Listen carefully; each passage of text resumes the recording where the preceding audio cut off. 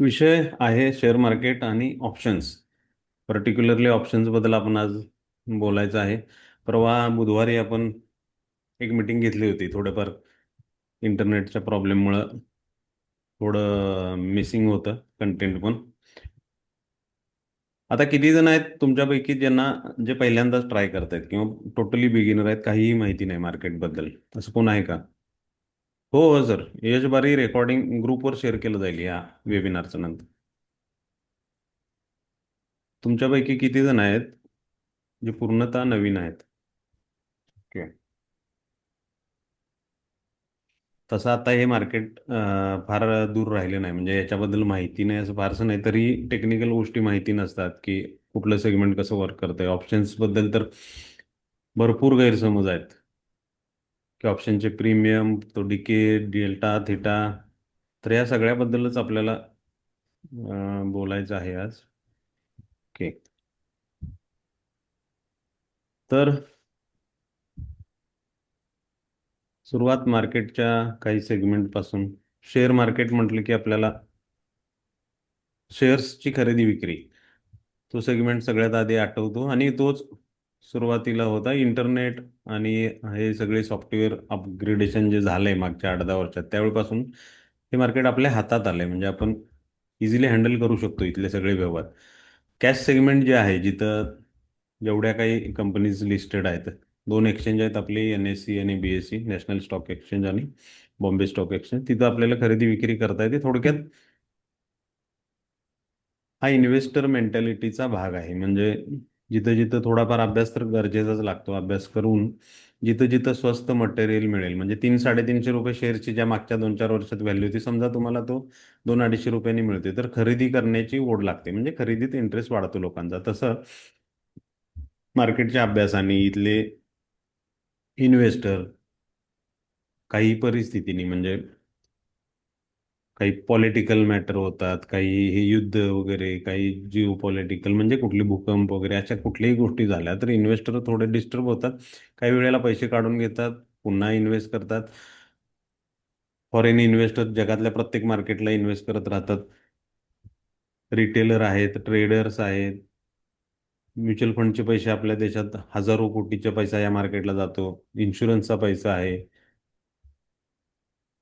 आणि मग या सगळ्यातून या सेगमेंटमध्ये जिथं जिथं मार्केट पडतं, थोडक्यात तिथं तिथं खरेदी वाढते आणि पुन्हा वर गेल्यानंतर विक्री करून प्रॉफिट कमवायचा एक प्रयत्न राहतो. साधारण 15-20 कंपनीज आपल्या मार्केटलाही अशा आहेत ज्यांनी मागच्या 10 वर्षात 2-2 हजार पट रिटर्न दिले. म्हणजे हे सेगमेंट थोडं स्लो मुव्हिंग आहे, भांडवल जास्त लागतं, कारण क्वांटिटी तुम्हाला घेता आली पाहिजे, व्हरायटी सेगमेंट्समध्ये काम करता आलं पाहिजे, आणि मग पेशन्स असतील अभ्यासाबरोबर तर इथंही तुम्हाला चांगलं यश मिळतंच मिळतं. दुसरं सेगमेंट आहे फ्युचर्सचं.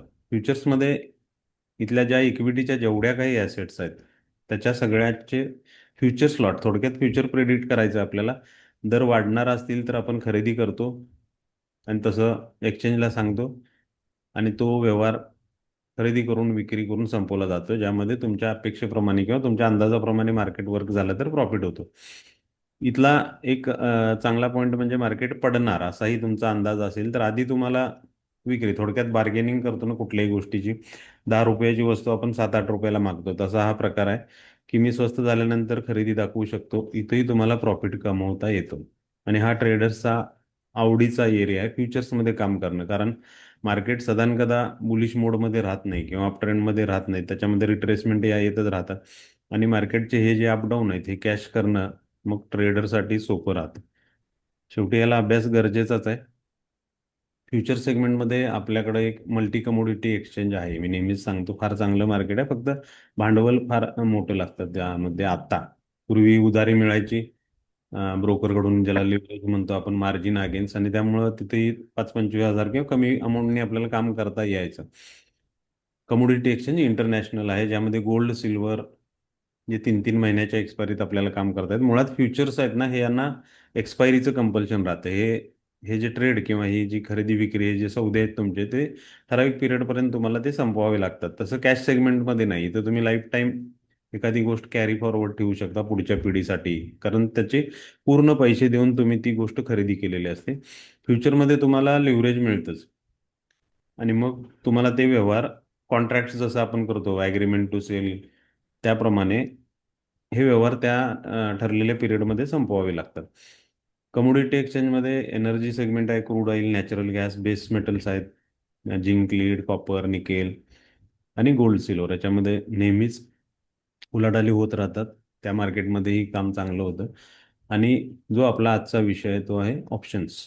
तर ऑप्शन्स समजून घ्यायचे असतील क्लिअरली, तर हे सरळ सरळ इन्शुरन्सचे प्रीमियम आहेत. ह्या भाषेत तुम्हाला सहज समजतं. जसं एखादी गाडी आहे आपल्याकडे, समजा XYZ प्राईसची, आता 2026चं मॉडेल आहे, त्याची किंमत आहे 10 लाख. आणि आपण एखाद्या इन्शुरन्स कंपनीकडून याचा इन्शुरन्सचा प्रीमियम विकत घेतो. म्हणजे काय करतो, ती कंपनी या गाडीची पुढच्या वर्षभराची जबाबदारी घेते. काय डॅमेज झालं, ॲक्सिडेंट झाला तर त्याची. गाडी आहे म्हणून आपण इन्शुरन्सचा प्रीमियम घेतला, आणि आपली ही जी इन्व्हेस्टमेंट आहे थोडक्यात, किंवा ही जी ॲसेट आहे ती आपण सिक्युअर केली. त्याप्रमाणे इथं जे ट्रेडर्स काम करतात त्यांचं फ्युचरमध्ये खरेदी असेल एखाद्याची. आता फ्युचर्समध्ये जसं इक्विटीचे सगळे ॲसेट्स आहेत, तसं इंडेक्स फ्युचरमध्ये सुद्धा फार व्हॉल्युमनी काम चालतं. आपल्याकडे निफ्टी हा एक इंडेक्स आहे. हा मार्केटच्या आपल्या टॉप 25 परफॉर्मर ज्या कंपनीज आहेत त्याचा ॲव्हरेज इंडेक्स आहे. त्याचा फ्युचरही अवेलेबल आहे आपल्याला, आणि त्याच्याच ऑप्शन्समध्ये फार चांगल्या व्हॉल्युमनी काम करता येईल. बँक निफ्टी आहे, ज्यामध्ये फक्त बँक आहेत 15 टॉप परफॉर्मर. त्याचा ॲव्हरेज फ्युचरमध्येही काम करता येतं, आणि त्याच्या इंडेक्सच्या ऑप्शन्समध्येही आपल्याला काम करता येईल. फिनकॅप निफ्टी आहे, सेन्सेक्सच्या ऑप्शन्समध्ये काम करतात. किंवा जितके काही स्टॉक्स आहेत त्या सगळ्याचे तुम्हाला ऑप्शन्स अवेलेबल आहेत. म्हणजे जेवढ्या ॲसेट आहेत त्या सगळ्यासाठी तुम्हाला इन्शुरन्सचे प्रीमियम किंवा त्या त्या ज्या इन्व्हेस्टमेंट आहेत त्या सिक्युअर करता येतात. थोडक्यात मी निफ्टीचा एक लॉट बाय केला, असं समजा आज 23,600, 700, 800 या रेंजला मार्केट आहे, आणि मला वाटतं की 24,000 होईल, जी शक्यता आहे आता पुढच्या काही दिवसात. थोडंसं बुलिश बिल्टअप दिसतंय मार्केटला, आणि म्हणून मी खरेदी केली एक लॉट समजा. आणि मला एकीकडे भीती आहे की पुन्हा युद्ध सुरू झालं तर हे मार्केट अचानक ड्रॉप पण घेऊ शकतं. आणि ह्या केसेसमध्ये तुमचे स्टॉप लॉस जे मार्केट सुरू असतानाच वर्क होतात, ते गॅप अप गॅप डाऊनला वर्क होत नाहीत. कारण मार्केट बंद असल्यामुळे जिथं मार्केट सुरू होईल तिथं तुमच्या ऑर्डर एक्झिक्यूट होतात. आणि मग 1,000 पॉईंटनी पडलं, 500 पॉईंटनी पडलं, किंवा 200 पॉईंटनी पडलं, तर ते नुकसान होऊ नये यासाठी मी काय करू शकतो, मी याचा प्रीमियम विकत घेऊ शकतो. म्हणजे ही माझी जी फ्युचर खरेदीची जी इन्व्हेस्टमेंट आहे ती इन्शुर्ड करू शकतो. इथं दोन प्रकारचे प्रीमियम आहेत, कॉल आणि पुट. कॉल युरोपियन आणि पुट युरोपियन या नावाने त्यांना ओळखलं जातं. हे कॉलचे जे प्रीमियम आहेत ना, हे असं का डिझाईन केले, तर दोन्ही प्रकारच्या ट्रेडर्ससाठी. हा मी खरेदीदार आहे, मार्केट पडल्यानंतर मला रिस्क आहे. तसं मार्केटमध्ये विक्रीचा ट्रेड असेल ज्याचा, ज्याला वाटते की आता मार्केट पुन्हा 23,000 कडे जाईल, आणि समजा उद्या गॅपअप होऊन मार्केट वरती गेलं, तर त्याचंही नुकसान होऊ शकतं अगेन्स्ट गेला, तर त्याच्यासाठी सुद्धा एक प्रीमियम आहे. मग हे जे दोन प्रीमियम आहेत त्यापैकी जो कॉलचे प्रीमियम आहेत ते मार्केट बरोबर चढतात आणि कमी होतात. म्हणजे निफ्टीचा इंडेक्स वाढायला लागला की कॉलचे सगळे प्रीमियम वाढत जातील, निफ्टीचा इंडेक्स पडायला लागला की कॉलचे प्रीमियम पडत जातील. आणि पुटचे जे प्रीमियम आहेत ते मार्केट पडताना वाढतात आणि मार्केट वाढताना पडतात. ह्यांना असं डिझाईन करण्यापाठीमागचा हेतू काय, की इथं दोन बायर आणि सेलर, दोन प्रकारचे ट्रेडर आहेत, त्यांना त्यांच्या त्यांच्या प्रॉपर्टी आहेत ते इन्शुर्ड करता यावे. एक्सचेंज आपल्याला अलाउड करतं, तुम्ही तुमची कार नसताना सुद्धा प्रीमियम खरेदी करू शकता. म्हणजे तुम्ही कॉल खरेदी करू शकता, जर त्याच्यात वाढ झाली तर तुम्हाला प्रॉफिट मिळेल. तुम्ही पुट खरेदी करू शकता, जर त्याच्यात वाढ झाली तर तुम्हाला प्रॉफिट मिळेल. इवन तुम्ही इन्शुरन्स कंपनीसारखं हे विकूही शकता. म्हणजे तुम्ही कॉल विकू शकता, मार्केट पडलं तर तुम्हाला प्रॉफिट होईल. तुम्ही पुटही विकू शकता, मार्केट वाढलं तर तुम्हाला हेही प्रीमियम प्रॉफिट देतील.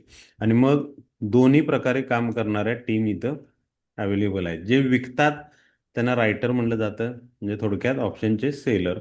आणि जे खरेदी करतात त्यांना म्हटलं जातं बायर.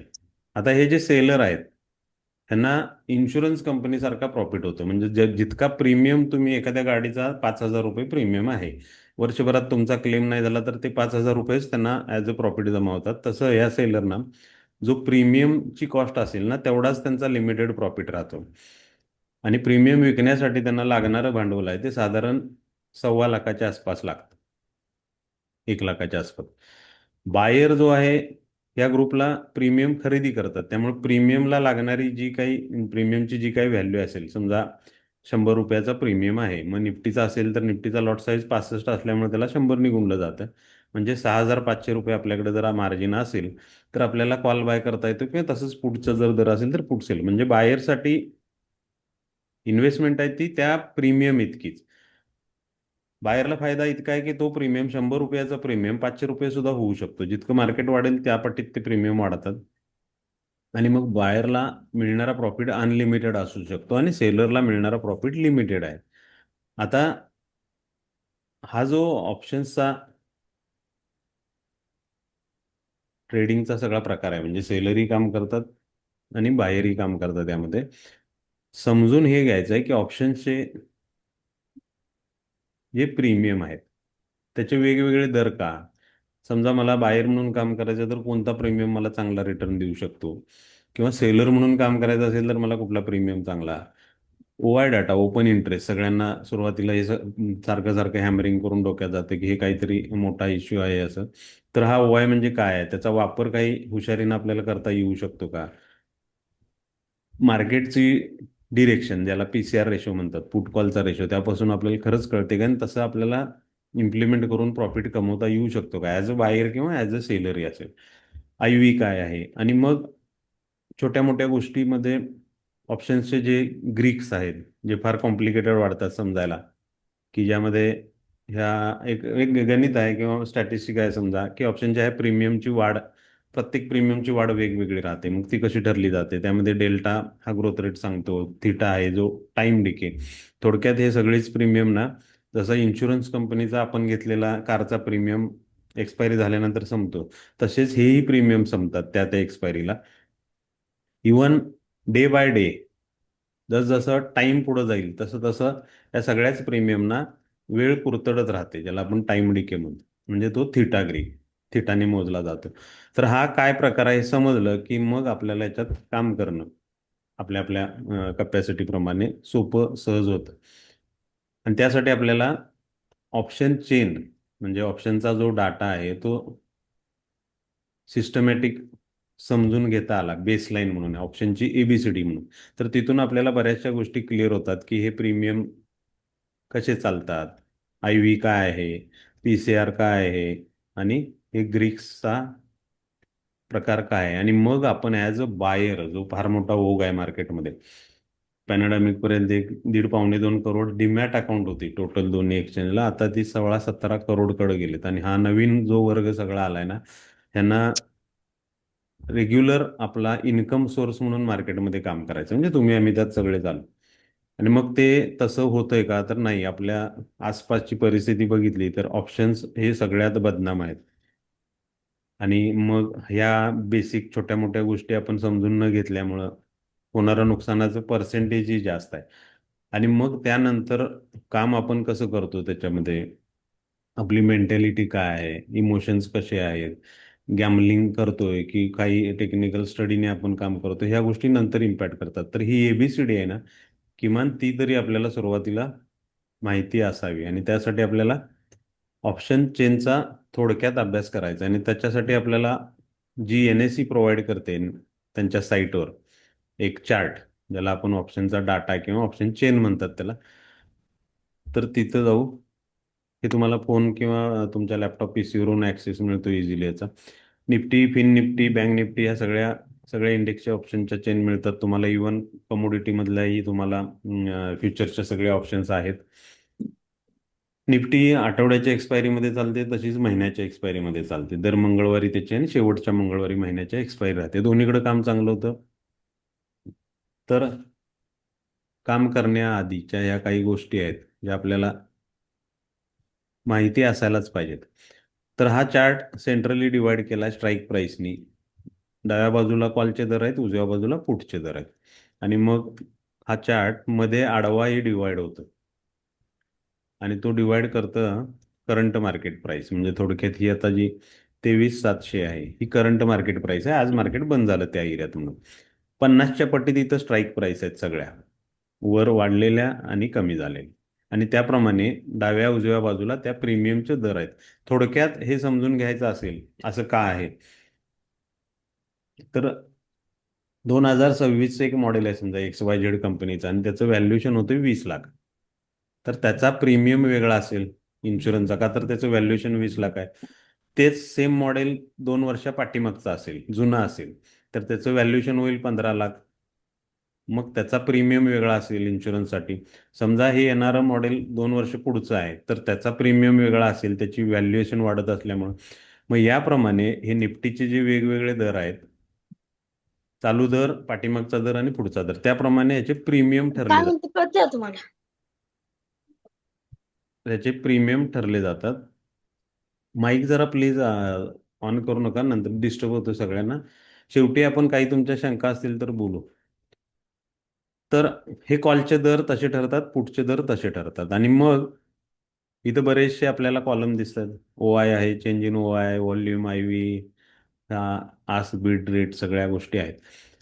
तर 23,700 हा करंट मार्केट प्राइस आहे. आणि आज जसं मार्केट सकाळच्या सेशनला 100-150 पॉईंट वरती गेलं, 800-830 झालं आणि नंतर परत खाली येऊन थांबलंय. तर मार्केट वर जाणार असा आपला अंदाज असेल, 100 पॉईंट वर जाईल असा तुमचा आमचा अंदाज आहे. आणि मग यातला आपल्याला कुठला ना कुठला तर प्रीमियम घ्यावा लागेल, कारण कॉलचे प्रीमियम हे वाढतील मार्केट वर जाताना, म्हणजे थोडक्यात इंडेक्स वर जाताना. ओके. तर त्यासाठी आपण काय करू शकतो, आपल्याला एक प्रीमियम सिलेक्ट करायचा आहे. आणि मग मी 23,700 या व्हॅल्यूचा ₹182.70 असलेला प्रीमियम सिलेक्ट केला. याला पैसे लागतील, याला गुणिले 65 करावं लागेल, कारण 65चा लॉट आहे निफ्टीचा, त्यामुळं साधारण 12-14 हजार रुपये याच्यासाठी लागतील. आणि मग हा प्रीमियम घेतला आणि इंडेक्स माझा अंदाज होता तसा 100 पॉईंट वर गेला, सकाळी 700 वरून 800 वर गेला. आणि माझ्या लक्षात येते की हा प्रीमियम 100 पॉईंटनी वाढलाच नाही. तर याची वाढ आहे ना ती निर्धारित आहे, या सगळ्याच प्रीमियमची वाढ ही ठरलेली आहे. आणि मग हा जो करंट मार्केट प्राइसचा प्रीमियम आहे, ज्याला नावही आहे त्या ठिकाणाने, त्याला ॲट द मनी प्रीमियम म्हटलं जातं, ह्याची वाढ 50%नीच होईल असं त्याला डिझाईन केलेलं आहे. म्हणजे ज्यावेळी इंडेक्स 100 पॉईंट वाढेल, सगळ्यात महत्त्वाचा विषय हा आहे की बऱ्याच जणांना हे माहिती नाही की प्रीमियम हे इंडेक्सला फॉलो करतात. यातल्या कुठल्याही प्रीमियमला त्याचं त्याचं अस्तित्व नाही, इंडिव्हिज्युअलिटी नाही. हे सगळे फॉलो करतात. कुणाला करतात, तर इंडेक्सला. म्हणून तुम्ही कितीही चार्ट रीडर असाल, अनालिसिस करत असाल, आणि तुम्ही जर प्रीमियमच्या चार्टवर त्या गोष्टी बघताय किंवा अनालाइज करताय, तर तुम्ही मग चुकीच्या बाजूला चाललात, सगळ्यात महत्त्वाची गोष्ट. तर हा 23,700चा प्रीमियम निफ्टीचा इंडेक्स वाढल्यानंतर 50%नी वाढेल. तो 100 पॉईंटनी वाढला तर हा 50% वाढेल. सेम टाइम एखाद्याने हा प्रीमियम घेतलाय, आता कमी झालेल्या स्ट्राईक प्राईसचे हा सगळा जो ग्रुप आहे ना, याला म्हटलं जातं इन द मनी कॉल्स आहेत. हे सगळे इन द मनी प्रीमियम आहेत. हा करंट मार्केट प्राईसचा ॲट द मनी. आणि मग हा यापैकी कोणी एखादा प्रीमियम घेतला तर थोडा महाग वाटतो, साधारण 22-24 हजार रुपयाला लागेल. तर 100 पॉईंट इंडेक्स वाढल्यानंतर हा प्रीमियम कदाचित 99.99%नी वाढेल, म्हणजे ॲज इक्वल टू फ्युचरला 100 पॉईंटची वाढ देते तुम्हाला साधारण 6-6.5 हजार रुपये प्रॉफिट. तर तितकाच प्रॉफिट जवळपास तुम्हाला हा प्रीमियम देऊ शकतो 15-20 हजार रुपयाच्या भांडवलामध्ये. कधी, जर ह्या गोष्टी तुम्हाला जुळवून आणता आल्यात तर, म्हणजे प्रीमियमचं सिलेक्शन आणि शिवाय ती होणारी इंडेक्समधली मूव, तर हे प्रीमियम तुम्हाला असे रिझल्ट देऊ शकतात. तर हा प्रीमियम का वाढला, तर ह्याचा डेल्टा व्हॅल्यू जास्त आहे. डेल्टा म्हणजे ह्याचा ग्रोथ रेट मोजला जातो ना, हा 50% चालतो म्हणतो, म्हणजे ह्याचा डेल्टा 50% आहे. आणि इथल्या काही प्रीमियमचा डेल्टा व्हॅल्यू हा 80-90, 85-90, मॅक्झिमम असेल 99.99. त्याच्यापेक्षा जास्त डेल्टा व्हॅल्यूचे प्रीमियम कितीही महागातला घेतला तुम्ही तर त्याला डेल्टा जास्त येत नाही, मॅक्झिमम 99.99. आणि मग ते प्रीमियम साधारण तुम्हाला करंट मार्केट प्राइस पासून 3, 5, 8 या रेंजमध्ये मिळून जातात. त्यामुळे तुम्हाला फार महागातला घ्यायची गरज नाही. नवीन असाल, बिगिनर आहे आपण, शिकतोय, तर मग थोडी रिस्क कमी म्हणून तुम्हाला ॲट द मनीच्या आसपास काम करायला हरकत नाही. पण आपल्याला तिथं ॲज अ बायरचा विषय आहे हा, की तिथं काम करताना ऑलरेडी माहिती आहे की इथला डेल्टा व्हॅल्यू 50-55% किंवा 60%चा आहे. म्हणजे आपण विनाकारणची अपेक्षा करत राहण्यात काही पॉईंट नाही. मग हा जो डेल्टा आहे जो सांगतो ग्रोथ रेट, तो इन द मनीमध्ये आय टी एममध्ये ग्रॅज्युअली वाढत जातो आणि तो मॅक्झिमम होतो 99%. सेम वेनी इथं व्हाईट पॅचमधले आहेत, फार स्वस्त दिसतात प्रीमियम, हा सगळा ग्रुप आहे ना, यांना म्हटलं जातं ओटीएम. करंट मार्केट प्राईसपेक्षा वाढलेल्या स्ट्राईक प्राईसचे म्हणजे वाढलेल्या दराचे सगळे कॉल्स हे आउट द मनी समजले जातात. आणि मग त्यांच्या किमतीही कमी आहेत. मग इथंच 50%चा डेल्टा आहे, तर हळूहळू जसं तुम्ही त्या ओटीएम मध्ये खाली जाल, डीप जाल, तस तसं डेल्टा व्हॅल्यू कमी होत जाते आणि इथल्या प्रीमियमना 10%, 15%, 20%, 30% असेच ग्रोथ रेट राहतात. आणि त्यामुळं आपण जर अभ्यास चांगला असूनही अशा प्रीमियममध्ये चमत्काराची अपेक्षा करून जर बाईंग करत असू तर आपल्याला तिथं फेल्युअर यायचे चान्सेस वाढतात. आणि हेही सगळ्यात मोठं कारण ठरतं ऑप्शन्समध्ये लॉस घेणाऱ्यांचं, की ते स्वस्त मिळतात म्हणून इथं खरेदी करून चमत्काराची अपेक्षा करत राहतात. तर हेही होत नाही का, तर हेही प्रीमियम वाढतात ना. ज्यावेळी मार्केट 200 पॉईंट गॅप अप होईल, 400 पॉईंट गॅप अप होईल किंवा वन साईड रन होतील, त्यावेळी त्याच्या त्याच्या पर्सेंटेजनी हेही वाढतात. शिवाय जसा दर वाढत जाईल, 700 वरून 900 झाला समजा, तर हा हा प्रीमियम ही ऑटोमॅटिकली ॲट द मनीला येईल. म्हणजे इथं त्याचा 20%चा डेल्टा असेल तर इथं आल्यावर त्याचा 50% होईल. आणखी 200 पॉईंट मार्केट वाढलं तर ह्याची सिच्युएशन ह्याला शिफ्ट इकडे होईल, म्हणजे तो इन द मनीमध्ये जाईल आणि ऑटोमॅटिकली त्याचा डेल्टा वाढेल. तर ते कधी होतं तर फार कमी होतं. मार्केट अशा मोडमध्ये फार कमी वेळेला राहतं. रुटीनमध्ये मार्केटची जी रेंज आहे त्याच्यामध्ये काम करत राहतं. निफ्टी ऑन अन ॲव्हरेज 150-200 पॉईंटनी मूव्ह करतेच करते. बँक 400-700 पॉईंटनी पर डे मुवमेंट होतातच. आणि मग त्या चमत्काराच्या अपेक्षापेक्षा हे जे डेली रुटीन आहे त्याच्यात काम करून पैसे मिळवणं सोपं जातं, जर आपल्याला ह्या गोष्टी माहिती असतील तर. पुढच्या बाबतीतही तसंच आहे. हा ॲट द मनीचा पुट आहे. ज्यावेळी मार्केट पडेल 100 पॉईंटनी त्यावेळी हा प्रीमियम 50%नी वाढेल. आणि मग वाढलेल्या स्ट्राईक प्राईसचे पुट आहेत ना, हे सगळे आय टी एम आहेत. पुढच्या बाबतीत वाढलेली स्ट्राईक प्राईस म्हणजे इन द मनी. जसं तुम्ही डीप इन द मनी याल तसं तसं ती डेल्टा व्हॅल्यू म्हणजे ग्रोथ रेट वाढत राहतो मार्केटचा. आणि मग तिसरा, पाचवा, आठवा या ग्रुपमधला रॅन्डम तुम्ही जरी सिलेक्ट केला तरी तिथं तुम्हाला रिवॉर्ड चांगलं मिळतं. कमी झालेल्या स्ट्राईक प्राईसचे हे सगळे आहेत ना, हे ओटीएम आहेत. ओटीएम मध्ये जसं तुम्ही डीप जाल, जसं स्वस्त दिसायला सुरू होईल तसं त्याचा डेल्टा व्हॅल्यू कमी होत जातो. बायरसाठी हा एरिया म्हणजे नुकसानीचं सगळ्यात मोठं कारण आहे, म्हणजे तुमचा अभ्यासानंतर. तर ही गोष्ट महत्त्वाची ठरते, याची डिटेल्स मी तुम्हाला नंतर देतो. त्याच चार्टमध्ये डाव्या आणि उजव्या बाजूला ओआयचा कॉलम आहे. ओआय मध्ये इथं बरेचसे नंबर आहेत. त्या नंबरना गुणिले 1 लाख केलं तर तिथली ॲक्च्युअल क्वांटिटी आपल्याला कळते. तर हे नंबर कोणाचे आहेत, तर हे आहेत सेलरचे. हा डाटाच मुळात सेलर्सचा आहे, रायटरचा, जे ऑप्शनचे प्रीमियम विकतात ना त्यांचाच हा फक्त डाटा आहे. आणि मग आपल्याला दिसते की त्यांच्या सेलरच्या मॅक्झिमम पोझिशन या ओ टी एम मधल्या प्रीमियममध्ये आहेत, कॉलसाठी आणि पुटसाठी पण. हे इकडं का विकत असतील, तर त्यांना माहिती आहे की इथल्या सगळ्याच प्रीमियमना ग्रोथ रेट ऑलरेडी नाही आहे आणि ते जितक्या लवकर कमी होत जातील. आता हे बघा, हे दूरचे 3 रुपये, 4 रुपये, 5 रुपये झाले, याच्यात मार्केट 500 पॉईंटनी जरी वाढलं किंवा कमी झालं तरी इथं नाही फरक पडत. हे ऑलरेडी डेड झालेले आहेत, कचऱ्यात टाकलेले आहेत. ओटीएम म्हणजे कचरा कोंडळ्यासारखा विषय आहे. आणि मग इथले बऱ्यापैकी थोडेफार जिवंत असतील ते वाढतील. थोडक्यात ह्या सेलरना असं वाटतंय की हे प्रीमियम वाढणारच नाहीत आणि म्हणून त्यांनी ते विकलेत किंवा विकायचं धाडस केलं आणि त्याचे नंबर्स आपल्याला इथं ओआय मध्ये दिसतात. पुटच्या बाबतीतही तसंच आहे. ओटीएम मधले पुट तुम्हाला सगळे नंबर्स इकडे दिसतील मॅक्झिमम. आणि प्राइस पासून फार लांब, 23,700 पासून फार लांब 23,000 इकडं. 600-700 पॉईंटचे हे जे 1,53,236 लाख लोकांनी हा प्रीमियम विकलाय 23,000चा, हा होता किती, 15 रुपये. आता तो कमी होऊन राहिलाय 5 रुपये. तोही शून्य होणारच आहे.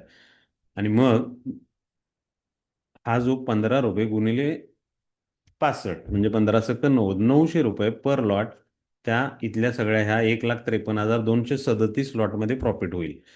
त्यासाठी भांडवल किती लागेल त्यांना, ₹1,25,00,000. मिळवत आहेत किती, 900 रुपये. मग काही जण इथं असतील जे त्यांना त्यांचा अंदाज बरा ठरला, 23,400 जवळ 80,465 लाख लोक आहेत. त्यांना इथं प्रीमियम जास्त आहे, तो 50, 60, 70, 80 रुपये आहे. इथं जवळपास 4,000-4,500 मिळतील. सेलर्सची अपेक्षा अशी असते की त्यांनी ज्या स्ट्राईक प्राईसचे प्रीमियम विकले तिकडं मार्केटनी जाऊ नये, म्हणजे ऍक्सिडेंट होऊ नये आणि क्लेम लागू नये. त्यामुळे ते सेफ राहतात. बायर्सला काय करायला लागतं, बायर्सला ऍक्च्युअल चांगले वाढणारे प्रीमियम घ्यायला लागतात. मग सेलर आणि बायरमध्ये हा डिफरन्स राहतो. आणि मग बायरसाठी सेलरचा डाटा उपयोगाचा ठरतो का, तर एक गाईडलाईन मिळून जाते आपल्याला की मॅक्झिमम नंबर ओवायचा जिथं जिथं असेल, तो नंबर आपण जर चेक केला तर 23,800 जवळ 1,17,106 लोकांनी हा कॉलचा प्रीमियम विकलेला आहे. म्हणजे 23,800 आज सकाळपासून आपण बघितलं असेल मार्केट, तर 23,800 हा सकाळपासून रेजिस्टन्सचं काम करत होता. मार्केटला त्यांनी वरती जाऊ दिलं नाही, तर अडथळा राहिला. परवाच्या वेबिनारमध्ये आपल्याला हा नंबर चर्चा झाली होती. त्यानंतरचा मोठा रेजिस्टन्स आहे 24,000. तर 2,06,544 लोकांनी 24,000 या स्ट्राईक प्राईसचा कॉल विकलाय. ह्यांची अपेक्षा किंवा अभ्यास असा आहे की 24,000 कडे तर मार्केट जाणारच नाही. आणि आज असं दिसतंय तुम्हाला या चेंज इन ओआय मध्ये की 12,035 पोझिशन या 23,800 मधून निघून गेल्या, म्हणजे मायनस झालाय ओआय. मायनस झाला याचा अर्थ हा जो रेजिस्टन्स आहे तो वीक झाला आता. म्हणजे मार्केट हा 800चा रेजिस्टन्स तोडण्याची शक्यता आहे. बऱ्याच जणांना तसा अंदाज वाटल्यामुळे तिथे एक्झिट झाली असण्याची शक्यता आहे. इथं कुठलाही रेजिस्टन्स, आता हा जो जसा रेजिस्टन्स आहे हा एक आहे, त्यानंतरचा हा आहे, तुम्ही नंबरनी ठरवू शकता. तसंच पुढच्या बाबतीत उलट राहतं. पुढचे जे मॅक्झिमम नंबर आपण बघितले तर इथं 23,500, 1,70,780 लोकांनी तो प्रीमियम विकलाय. हा 23,700 जो आजचा करंट जिथं मार्केट सस्टेन झालंय, 1,06,445 लोकांनी विकला आहे 700. पुढचे जे सेलर आहेत ते मार्केटला बूस्ट करतात, म्हणजे काय करतात, सपोर्ट करतात, मार्केटला वर नेतात. बूस्ट करतात म्हणजे पुढच्या सेलरचा अंदाज आहे की मार्केट वर जाईल, आणि मग त्याप्रमाणे त्यांच्या पोझिशन डिझाईन झालेत. आणि मग 23,700 आजही तुम्हाला दिसेल की आजही तो ॲज अ सपोर्ट थांबलाय. 23,500 तर आहेत. आणि मग इथं ॲड ऑन झालेल्या पोझिशन तुम्हाला दिसतात. 19,38,000 पोझिशन 23,700 ला ऍड झाले. म्हणजे हा सपोर्ट स्ट्रॉंग झाला, इथेही सपोर्ट स्ट्रॉंग झाला, याचा अर्थ मार्केट बुलिश व्हायचे चान्सेस आहेत. मग हा डाटा आपल्याला एक अंदाज या लोकांच्या पोझिशनवरून घेता येत.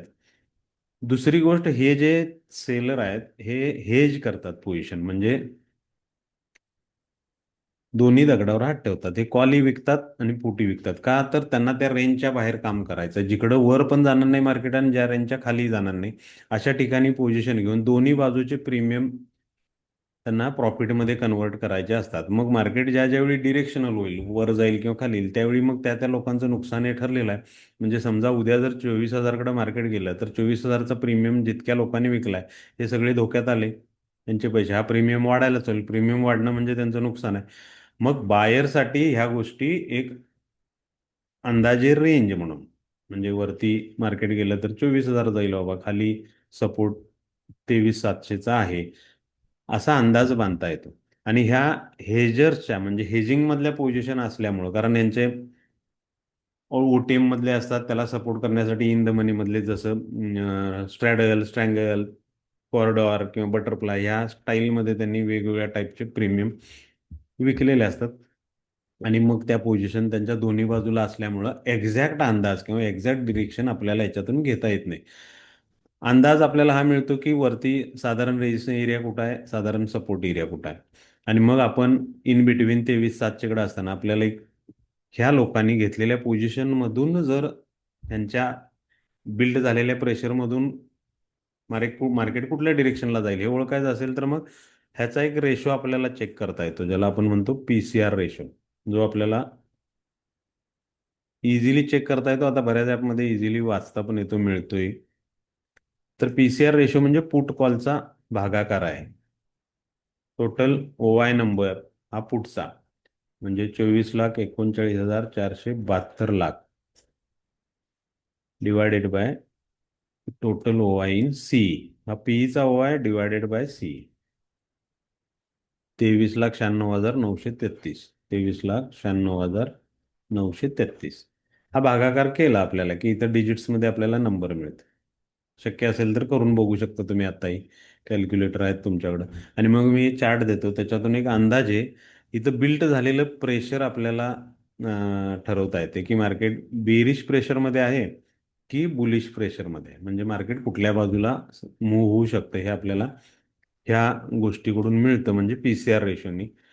शिवाय ऑप्शन बायरसाठी एक चांगली गोष्ट इथून सुरुवातीच्या काळात तुम्हाला मदत करू शकते, ती म्हणजे आय व्ही. हा आहे इम्प्लाइड व्होलॅटिलिटी. जसं टोटल इंडिया मार्केटचा इंडिया विक्स मार्केटचा व्होलॅटिलिटी इंडेक्स मोजला जातो, तसा हा आय व्ही प्रत्येक पर्टिक्युलरली त्या त्या प्रीमियमची हालचाल किती होईल, अस्थिरता किती पर्सेंटची आहे ते सांगत राहतं. आणि मग हे नंबर बाहेरला कसे उपयोगाला ठरू शकतात, तर on an average in the मनीमध्ये हा नंबर 20 पेक्षा जास्त असेल तर आपल्याला मार्केट ट्रेड करून, जर आपल्याला प्रॉपर पकडता येत असेल मार्केटच्या डिरेक्शन मोमेंटम, तर फार चांगला प्रॉफिट देऊ शकतं. आणि हे जर मार्केट असं 16, 15, 13, 14, 12 असं राहत असेल, तर त्या दिवशी आपण मार्केटपासून बाजूला राहिलेलं बरं. म्हणजे थोडक्यात काय, की मार्केट एका रेंजमध्ये राहतं आणि रेंज मार्केट बायरला नुकसानकारक ठरू शकतं. सेलरसाठी फायद्याचं आहे, कारण दोन्ही बाजूचे प्रीमियम त्यांचे डिके होत राहणारच आहेत वेळेप्रमाणे. आणि मग बायरला मूव नाही मिळाली तर मग ते प्रीमियम वाढणं तर बाजूलाच राहू दे, उलट जसजसं वेळ पुढे जाईल तसे तसे हळूहळू डिके होत राहतात, कमी कमी होत राहतात, जे कारण ठरतं दुसरं सगळ्यात मोठं, ऑप्शनच्या बायरच्या नुकसानीचं. आणि त्यामुळं टाइम डिके टाळायचा असेल तर साईड वेज मार्केट टाळता आलं पाहिजे आपल्याला. ज्यावेळी मार्केट फक्त डिरेक्शनमध्ये आहे, मग ती वरची असू दे खालची असू दे, तर त्याच वेळी तुम्हाला प्रॉफिट होतात. आज ही आमच्या सकाळी मार्केट तुम्ही बघितले, थोडंसं गॅप अप होऊन 800, 810, 20 कडे गेलं, पुन्हा सस्टेन झालं आणि मग पुन्हा ड्रॉप आला 700 पर्यंत. तर हे दोनच ठिकाणं महत्वाची होती ऑप्शन बायरसाठी. आणि आमच्याकडे हायेस्ट प्रॉफिट जे ॲव्हरेजमध्ये आहेत ना, ते 20, 30, 40, 55,000 रुपयाचा आमचा जयश्री मॅडमचा आजचा प्रॉफिट आहे, फक्त एका सिंगल ट्रेडमध्ये. इथं लॉट साईज 20, त्यांनी कंपाऊंडिंगने हळूहळू वाढवत आले, त्यांनी झाले. तर ते डिटेल मी तुम्हाला नंतर त्यांचा स्क्रीन रेकॉर्डर पाठवतो. हा एक पॅच होता कॉल बायसाठी आणि हा पॅच होता पुट बायसाठी. तर हे एक्झॅक्ट कधी घ्यायचे, कुठं घ्यायचे, हे सगळं जर कळायला लागलं तर तुम्हाला हे छोटे वाटणारे मोमेंटम सुद्धा फार मोठा प्रॉफिट देतात, ज्यामध्ये आपण प्रॉपर मास्टरी मिळवून एक फार चांगलं करिअर घडवू शकतो ऑप्शन्समध्ये. ऑप्शन्समध्ये ज्या ज्या वेळी मोमेंटम वर्क होईल त्यावेळी थिटा राहत नाही, थिटाचा काहीही इम्पॅक्ट राहत नाही.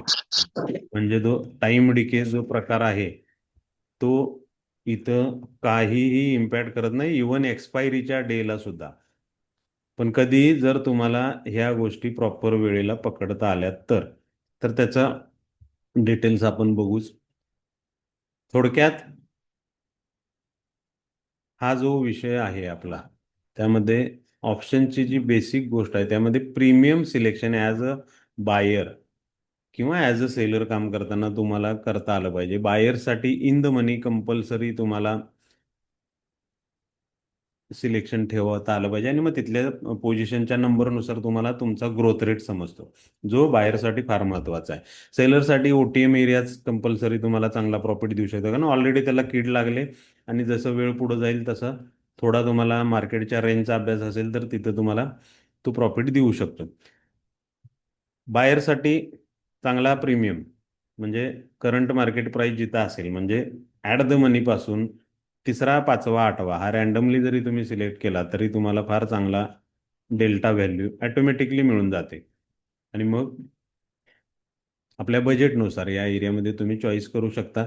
नवीन असताना कॉम्प्रोमाइज म्हणून तुम्ही ॲट द मनीच्या आसपासचं काम केलं तर चालेल. बायर म्हणून काम करत असाल तर तर तिथं तुम्हाला चांगले प्रीमियमच्या मूव दिसतील. हे जे मॅथमॅटिक्स स्टॅटिस्टिक आहे ऑप्शन बाबतीत, जे गोंधळात टाकतं, ह्याच्यात मास्टरी जरी केली तुम्ही कॅल्क्युलेट, तरी तुमच्या ट्रेडिंगमध्ये याचा काडीचाही उपयोग नाही. फक्त या गोष्टी माहिती असायला पाहिजेत की डेल्टा म्हणजे ग्रोथ रेट आहे आणि तो ITM मध्ये वाढत जातो. मॅक्झिमम मिनिमम कुठं होतं ते कळलं. गॅमा हा डेल्टाचं स्पीड सांगतो, त्यामुळे त्याला काही इंडिव्हिज्युअलिटी नाही. थिटा माहिती असायलाच पाहिजे, हा इम्पॉर्टंट आहे. का बाहेरलाही माहिती पाहिजे, कारण हा बाहेरचा दुश्मन आहे. सेलरसाठी हा उपयोगी आहे आणि हा OTM मधल्या प्रीमियममध्ये मॅक्झिमम राहतो आणि एक्सपायरीमध्ये ह्याची ताकद वाढत जाते आणि ते दुसरं कारण ठरतं सगळ्यात मोठे लॉसेस घेण्याचं. महत्वाची गोष्ट, जो थिटा ठरलाय तो मार्केट बंद झालं उद्या सुरू होताना रात्री तेवढ्या पर्सेंटेजनी कमी होऊनच तुम्हाला दुसऱ्या दिवशी प्रीमियम मिळणार आहे. त्यामुळं BTST ट्रेड जे जे अजूनही करतात किंवा स्विंग ट्रेड करायचा प्रयत्न करतात ऑप्शन्सच्या प्रीमियममध्ये, म्हणजे थोडक्यात ॲज अ बायर ते नेहमी गॅप अप गॅप डाऊन की ह्या काही कारणाने होणाऱ्या ओके मूव्ह ओके सोडल्या तर तुम्हाला ही लोक नेहमी ट्रॅप झालेली दिसतील. म्हणजे ती ओके कन्सिस्टन्सी जी आहे प्रॉफिट मिळवण्यासाठी ती मिळत नाही. त्यामुळं थिटा OTM मध्ये असेल, OTM मध्ये कामच करू नका. वेगा हा व्होलॅटिलिटी सांगतो डेल्टाच्या, आणखी हा रो ह्या ग्रीकनी किंवा ह्या कॅल्क्युलेशननी ओके ज्या, ओके ओके जर प्लीज माईक बंद ठेवा नाही तर मीटिंग लिव्ह करा, तुमचा दुसऱ्यांना त्रास होतोय. तर रो ग्रीक आहे ना, हा आपल्या RBI बँकेच्या ज्या ज्या ज्या मिटिंग्ज असतात क्वार्टरली, हाफ इयरली, वर्षाला, त्यांच्या रेपो रेटमध्ये काही कमी जास्त होणार असेल किंवा तशी अफवा असेल तर त्याचा होणारा मार्केटवरचा परिणाम हा रो ग्रीकने मोजला जातो. हा टेम्पररी राहतो त्या त्या दिवशी, त्यामुळे याची भीती बाळगण्याची तर काहीच कारण नाही.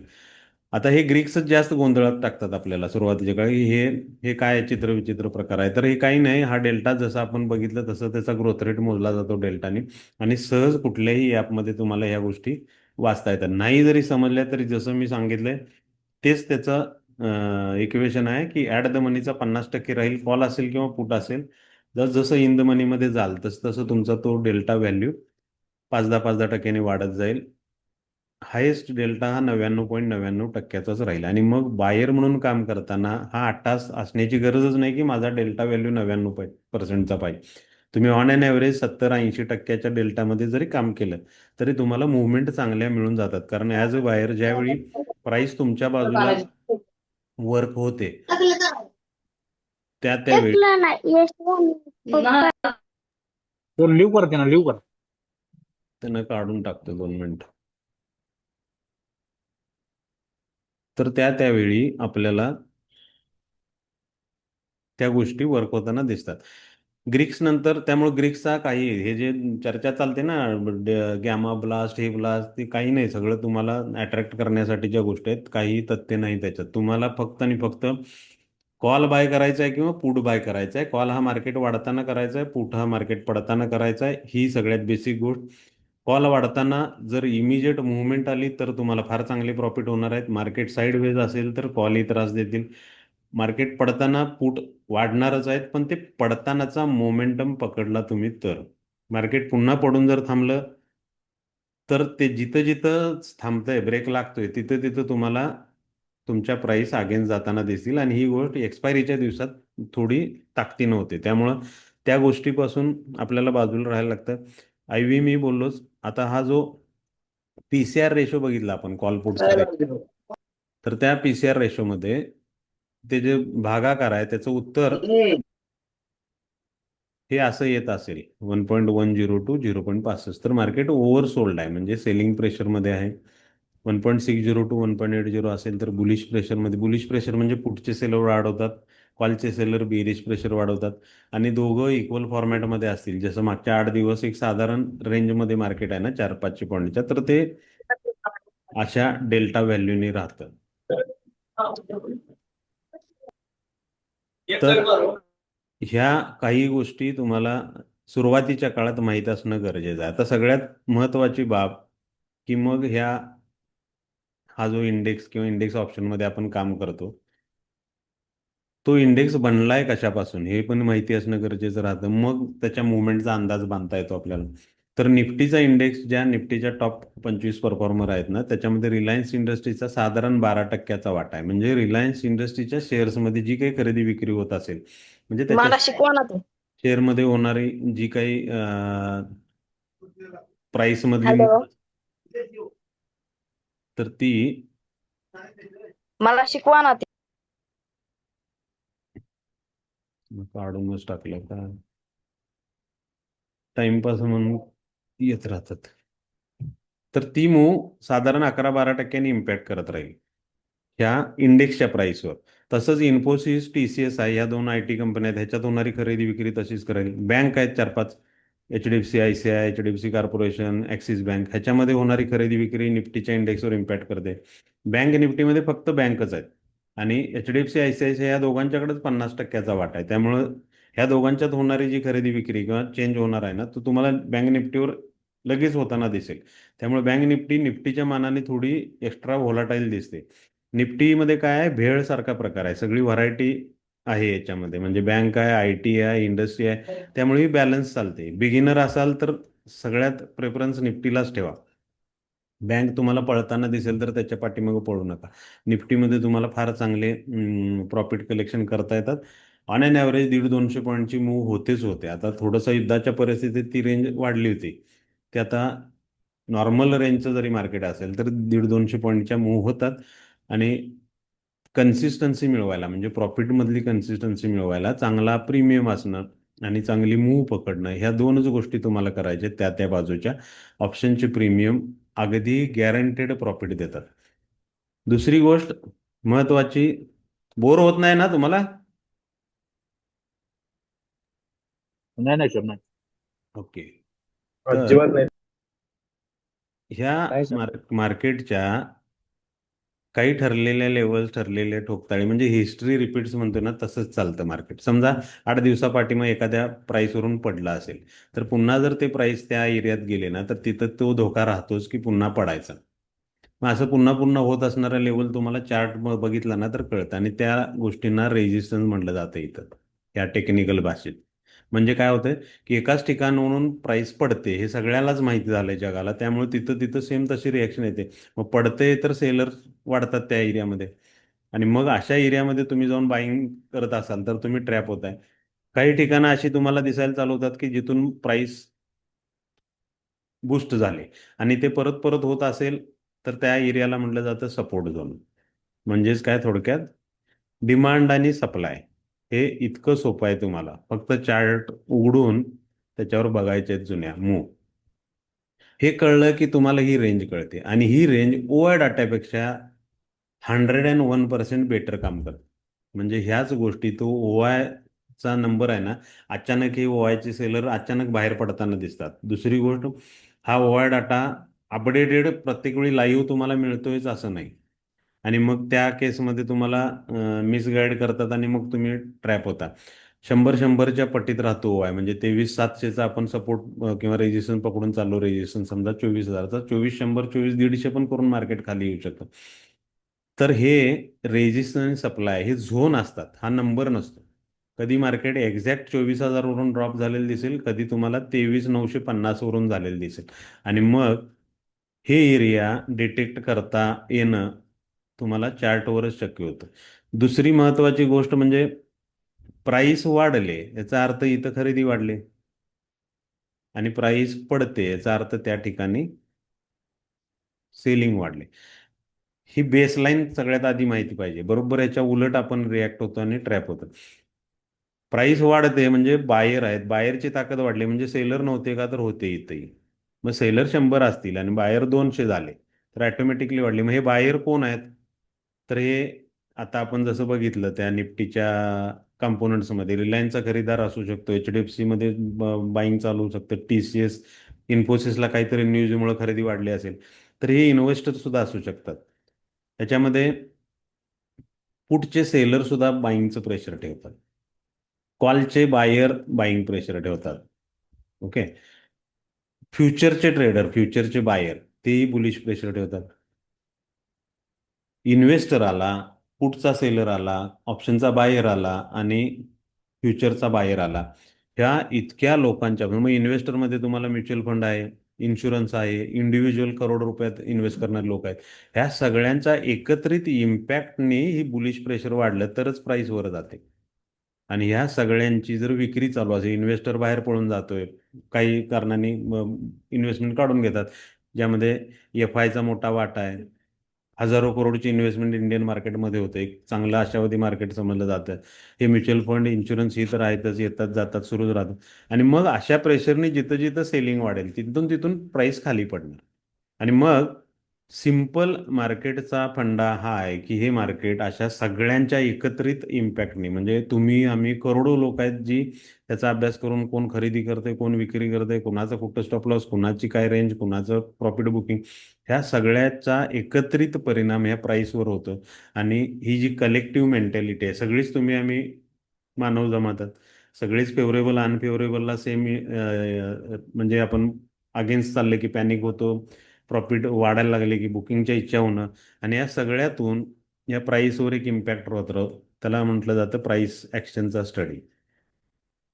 ही प्राईस ॲक्शनचा जो स्टडी आहे ना, त्या स्टडीमध्ये तुम्हाला काय चाललंय, आपल्याला काय वाटतं हा नाही विषय, आपल्या शिवायची लोक मार्केटमध्ये काय करतात, ह्याचा जर अभ्यास करायचा असेल तर हे सगळं ओपन आहे तुम्हाला, यूट्यूब यूट्यूब सगळीकडे. तर प्राईस ॲक्शनमध्ये काय आहे की हा सगळा एकत्रित इम्पॅक्ट सिंक होऊन प्राइस कशी चालते. मग थोडक्यात तुम्हाला म्हणजे आपण आज बघू की मार्केटचं स्ट्रक्चर इम्पॉर्टंट, म्हणून आमच्या वर्कशॉपला सुद्धा हा सगळ्यात पहिला टॉपिक राहतो की स्ट्रक्चर पहिल्यांदा इम्पॉर्टंट आहे. मार्केट तुम्हाला जर काम करायचं आणि तुम्हाला जर स्ट्रक्चर कळत नाही ना, तर तुम्ही नेहमी भांबावलेले राहता. मग कॉल घेऊन बघायचं, तो होत नाही म्हणून रेड कॅन्डल झाली म्हणून पुट घ्यायचं, आणि दोन झाल्या तर मग वाटतं की जास्त पडेल म्हणून तिथं कुठंतरी लोला. तर हे असं मार्केट नाही चालत. हे मार्केट चालतं कंपल्सरी ह्या सिस्टीमवर. ही जी सिंक्रोनाइज करणारी अदर आपल्या शिवायची जी लोक आहेत ना, ती मार्केटला चालवतात. आणि मग आपण काय करायला पाहिजे, फक्त त्यांना फॉलो करायला शिकायला पाहिजे. आणि ते इतकं सोपं आहे की स्ट्रक्चर जर बुलिश असेल, बुलिश म्हणजे काय, कुठून तरी बायर वाढतात आणि प्राईस वर जाते.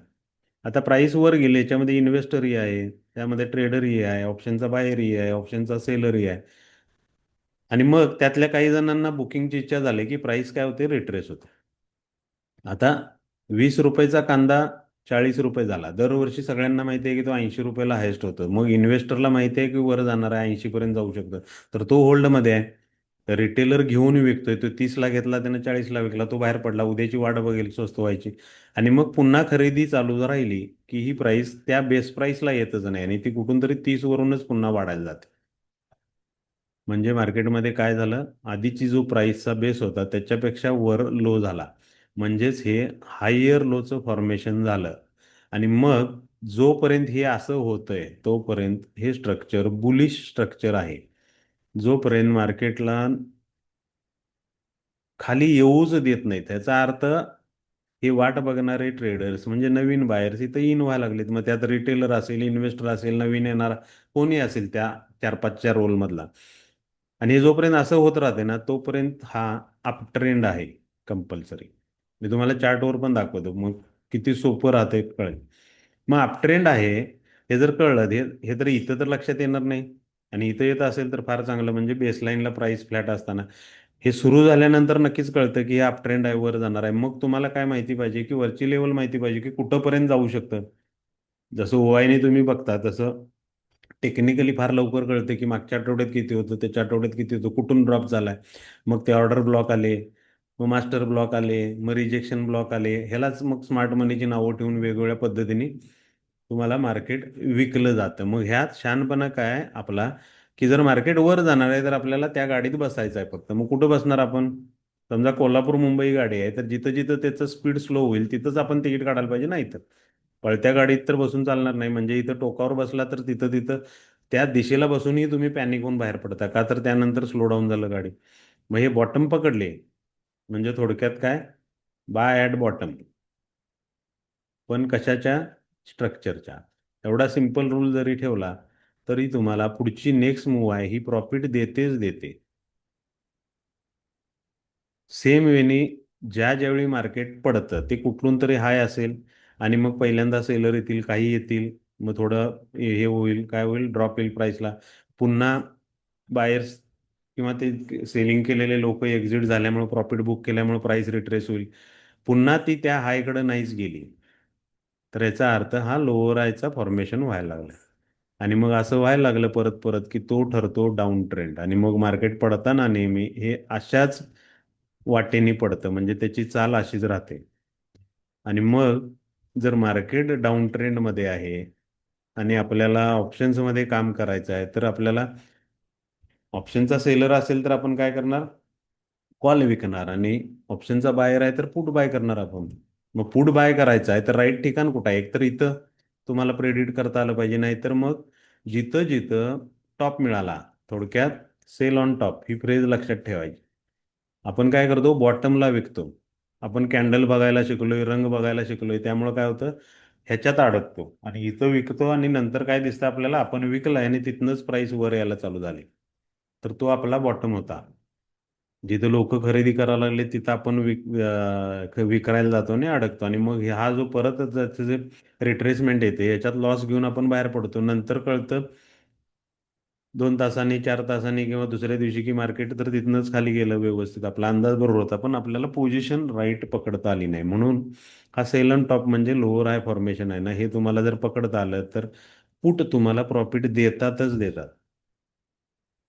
हे जर होत नसेल समजा सिंक्रोनाइज, तर तिसरी अवस्था मार्केटची राहते, त्याला आपण म्हणतो साईडवेज.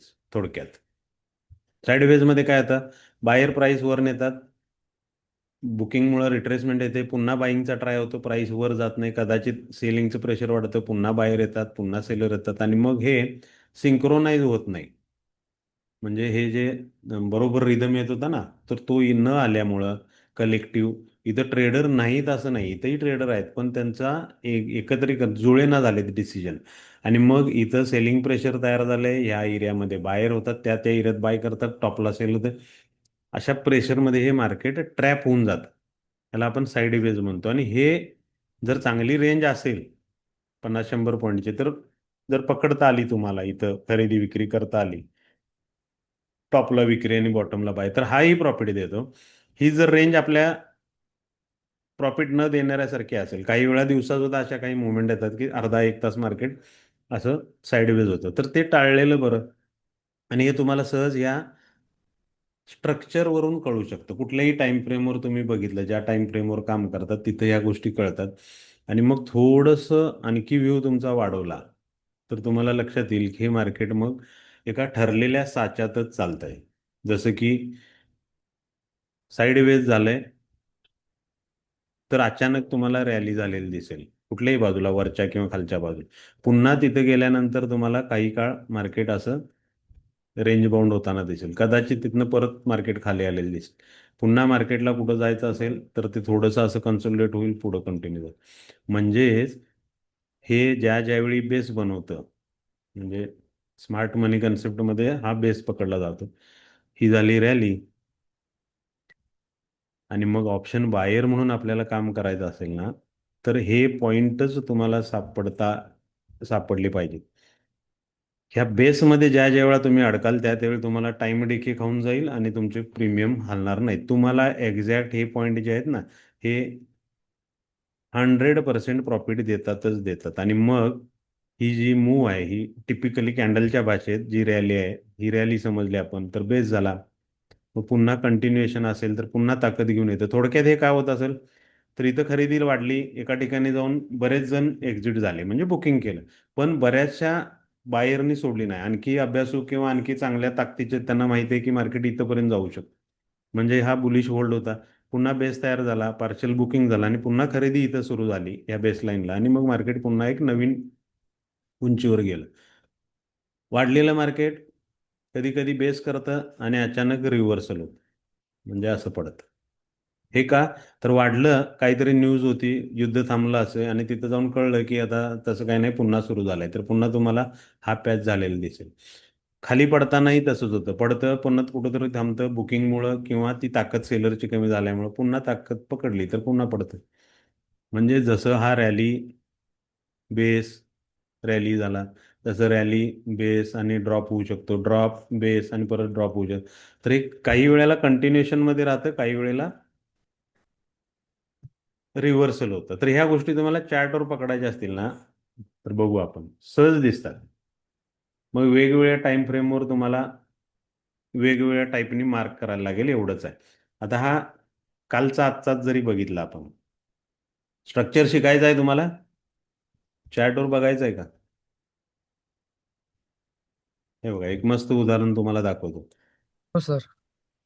हे बघा, आता हा 2-3 दिवसाचंच बघू. इथं काय झालं, एक हाय झाला, लो झाला, हाय झाला, लो झाला, हे मार्केट तुम्हाला एका रेंजमध्ये दिसलं सुरुवातीला, सकाळचा पॅच. मग इथं तुम्ही किती डोकं आपटलं तरी प्रॉफिट होत नाही. नंतर काय झालं, मग लोअर हाय करायला लागलं. लोअर आहे ज्यावेळी पहिला झाला दुसरा, तुम्हाला इथंच कळायला पाहिजे की मार्केटमध्ये सेलर रिॲक्ट व्हायला लागलेत आणि मार्केटला खाली घेऊन जातील. हे तुम्हाला सगळं स्ट्रक्चरनी कळतं. आणि मार्केटने ड्रॉप घेतला. हा ड्रॉप किती होता? 24,800 वरून 24,600कडे 200 पॉईंटचा ड्रॉप होता. पुन्हा थोडासा गॅप डाऊन झाला. परवा दिवशी मार्केट पुन्हा बायरनी पकडलं. पुन्हा सेलर आले, लो झाला. इथंच कळालं ना तुम्हाला की मार्केट आता बुलिश होतं. काय झालं? हे डिमांड वाढायला लागलाय ना, हायर लो फॉर्मेशन व्हायलंय, मग गेलं मार्केट वर. हे बघा हे. मग हा पॅच तुम्हाला किमान इथं हा मोमेंटम किंवा इथं पकडता आला तरी चांगला आहे. नंतर पुढं काय झालं? हे बघा, हा सकाळी थोडा गॅपअप झाला, टिकला नाही. हा हाय होता, लो केला, पुन्हा लोअर हाय केला. इथंच तुम्हाला कळालं की मार्केट आता राहत नाही, वरती जात नाही. आणि मग मार्केट पडलं, पडलं आणि तिथंच बंद झालं. नेक्स्ट डे आता काय झालं की हा लो होता, पुन्हा वर आलं, इथं लो केला. आता कळलं की थोडं बुलिश प्रेशरमध्ये आहे, तसं राहिलं. हे सहज कळते ना या गोष्टींनी. सिंपल गोष्ट आहे. ह्या ज्या कॅन्डल आहेत ना, ना ॲव्हरेजच्या कॅन्डल म्हणलं जातं, हाय की नाही. जॅपनीज कॅन्डल आहेत या, एका फॉर्मॅटमध्ये तयार होतात. कुठेही तुम्ही मार्केट बघितलं तर ह्या मोठ्या 5-5, 600 पॉईंटच्या रॅलीज तुम्हाला दिसतील. हे बघा, हा ड्रॉप झाला, थोडासा रिकव्हरी मोड होता हा. बेस, आता आपण जसं बोललो तसं ड्रॉप, बेस, पुन्हा ड्रॉप झाला. आणि मग हे बघा हे स्ट्रक्चर सिंपल वेनी खाली घेऊन आलं. पुन्हा एक बेस अडकला. पुन्हा तिथली जी काही मेजॉरिटी ठरवेल त्याप्रमाणे मार्केट वर्क होत राहील. तर हे मार्केट कंटिन्युअसली अशाच फॉर्मॅटमध्ये तुम्हाला वर्क करताना दिसेल. मग असंच जर वर्क करतंय तर मग आपण नुकसान का करून घेतोय? बघा, रॅली झाली, बेस झाला, पुन्हा ड्रॉप आला. पुन्हा मार्केट वर झालं, पुन्हा बेस तयार झाला, पुन्हा ड्रॉप आला.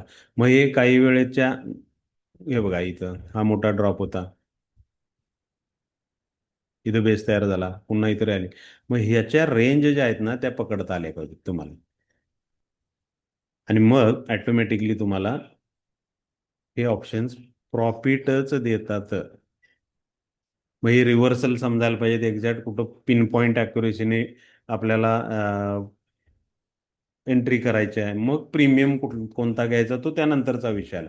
चांगला प्रीमियम इथं घेतला, इथंपर्यंत आपण थांबलो, तर आपल्याला ह्यातला कुठलाही पॅच घेतला तर प्रॉफिटच होता. आणि सगळ्यात महत्त्वाची बाब म्हणजे चांगले पैसे मिळवायला फार मोठे 150-200 पॉईंटचे ट्रेड करण्याची गरज नाही आहे. आमच्याकडे एक कंपाऊंडिंगचा प्रकार शिकवला जातो. आजच आमच्याकडचे एक जुने एक इंटरव्ह्यू आहे बघा, मी रिअल रिव्ह्यू म्हणून M K पाटलांची दिले, बघून घ्या. 5-7 महिन्या पाठीमागे 3 लाख रुपये मिळवले म्हणून इंटरव्ह्यू होती. 30चे 3 लाख केले होते त्यांनी. आता त्याचे 30 लाख झालेत. आज ऑफिसमध्ये आमच्या इथं सेलिब्रेशन झालं. आमच्या सगळ्या ग्रुपवर त्याचे सगळे व्हिडिओ गेलेत. तुम्हालाही गरज असेल तर, म्हणजे इंटरेस्ट असेल तर पाठवतो. इथलेच मुडशिंगी जवळचे आहेत, फार्मासिस्ट आहेत. गोठा आहे आणि तो माणूस ट्रेडिंगमध्ये काहीही पाठीमागचा डाटा किंवा असला अनुभव नसताना फक्त हे स्ट्रॅटर्जीचे नियम पाळत पाळत पाळत कन्सिस्टन्सी पकडून ह्या लेवलला गेला. मग ह्यामध्ये त्यांना हे कंपाऊंडिंग आहे ना, हे फायद्याचं ठरलंय. कंपाऊंडिंगमध्ये काय आहे? सिम्पल लॉजिक आहे. मिनिमम मॅक्झिमम टाइम घ्यायचा आहे तुम्ही.